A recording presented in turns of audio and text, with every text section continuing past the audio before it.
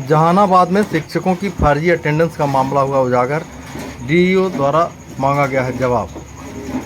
बिहार में शिक्षा व्यवस्था को डिजिटल और पारदर्शी बनाने की दिशा में लगातार प्रयास किए जा रहे हैं, लेकिन कुछ शिक्षक नियमों के विरुद्ध तू डाल तो मैं पात की राह पर चल रहे हैं। ताज़ा मामला है जहानाबाद जिले का, जहां 10 से 12 शिक्षकों पर ई शिक्षा कोष ऐप के जरिए फर्जी उपस्थिति दर्ज कराने का आरोप लगा है। जिला शिक्षा पदाधिकारी रश्मि रेखा द्वारा मई महीने में की गई जांच में गड़बड़ी सामने आई है।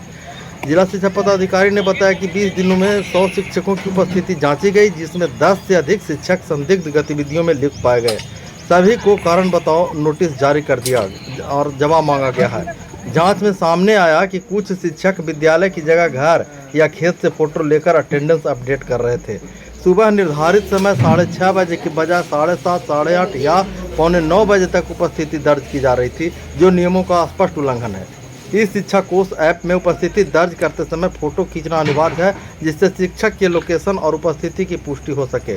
लेकिन शिक्षकों ने इस प्रक्रिया में भी हेराफेरी कर स्कूल की जगह अन्य स्थानों से फोटो अपलोड किया। रश्मि रेखा ने कहा है कि यदि जांच में आरोप सही पाए जाते हैं तो दोषी शिक्षकों के खिलाफ दंडात्मक कार्रवाई की जाएगी। उन्होंने बताया कि जिले में करीब 8,000 शिक्षक कार्यरत हैं और सभी की उपस्थिति पर नज़र रखी जा रही है। शिक्षा विभाग के इस कार्रवाई को शिक्षकों में अनुशासन और जवाबदेही लाने की दिशा में बड़ा कदम माना जा रहा है। विभाग की ओर से यह भी कहा गया है कि आगे ऐसी गड़बड़ी रोकने के लिए निगरानी और सख्ती और बढ़ाई जाएगी।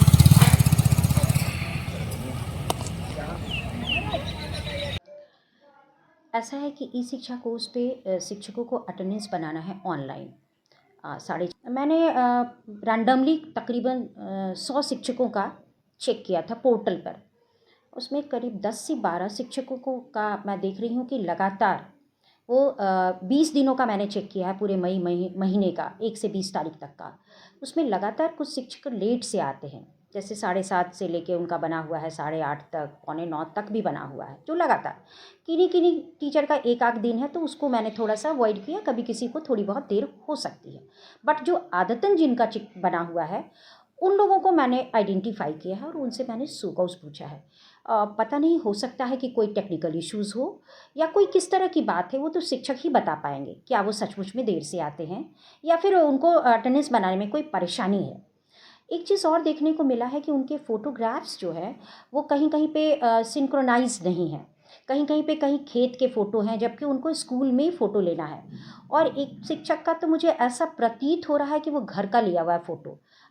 कोई प्रूफ नहीं है मेरे पास। मैंने उनसे शो कॉज पूछा है और फिर मैं इसकी जांच भी कराऊंगी। अगर वो सही पाए जाएंगे तो फिर तो ये एक दंडात्मक कार्रवाई उन पर की जाएगी, अगर वो सही पाए जाते हैं तो।